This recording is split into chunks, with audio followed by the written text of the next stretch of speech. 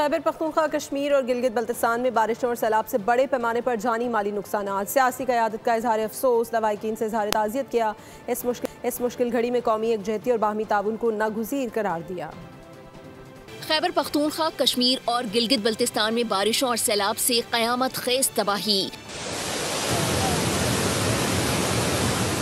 सियासी क़यादत का कीमती इंसानी जानों के ज़िया पर गहरे दुख और अफसोस का इजहार। सदर मुमलिकत आसिफ अली जरदारी का जांबाहक अफराद के लवाहिकीन से इजहार हमदर्दी।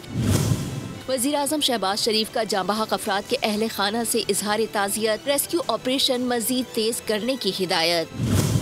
Chairman Peoples Party Bilawal Bhutto ने भी बारिशों और सैलाब से तबाही पर अफसोस का इजहार किया। वज़ीर आला पंजाब मरियम नवाज का सोगवार खानदानों से इजहार ताज़ियत, मुतासरीन से इजहार हमदर्दी। गवर्नर सिंध कामरान खान टिसोरी ने भी जानी और माली नुकसानात पर गहरे रंजो गम का इजहार किया।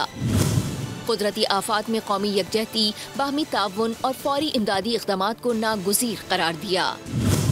स्पीकर कौमी असम्बली अयाज सादिक का भी कीमती जानों के ज़िया पर गहरे दुख का इजहार।